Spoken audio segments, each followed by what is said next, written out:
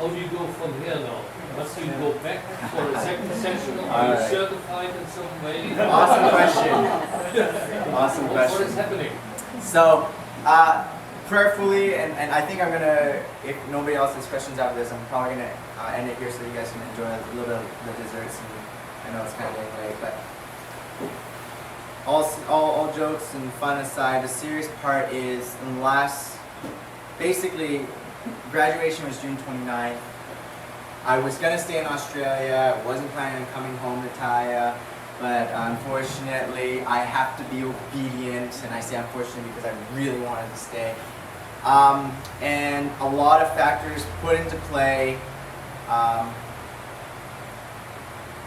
here, but the reason was because God wanted something more from me.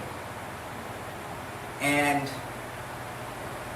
I said, okay, and I was talking to my dad, and I'm like, all right, fine, I won't extend the visa. I'm going to leave Australia.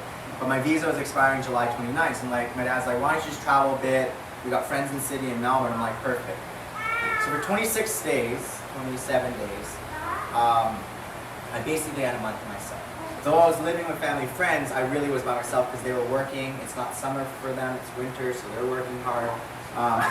And I'm enjoying their beautiful city.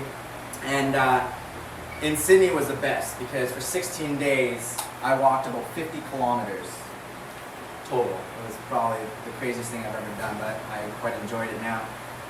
And each walk would be like 5 kilometers, which is about an hour, and I get that quiet time. And quiet time was so important to us because during the school we learned that quiet time is the best time to just be with God. Just praying. What was super awesome was they had the Hillsong conference going on that week I arrived. They had free evening services, which was basically a church service, but with 20,000 people, with like gigantic screens and speakers. Yeah, your mouth is watering. I got to hear some amazing speakers: Louis Giglio, Stephen Furtick, Joseph Prince. Not everybody is fond of him or whatever. Joyce Meyer. Anyway, all these awesome charismatic speakers. But what was great wasn't so much that I was there for them, but what was great, I was there for God, and then God spoke to them to me. And as the weeks progressed, I got to Melbourne.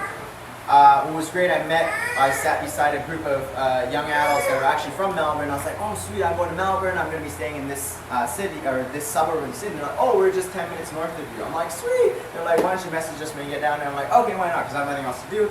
Went down there, and then more time spent with Christians, which was great. More time spent with God, because it's a huge city, and there's nothing else to do in the wintertime. And then I had this amazing trip to the Grampians Mountains, which is kind of like a version of the Grand Canyon, but for Australia, and it is gorgeous. It's beautiful.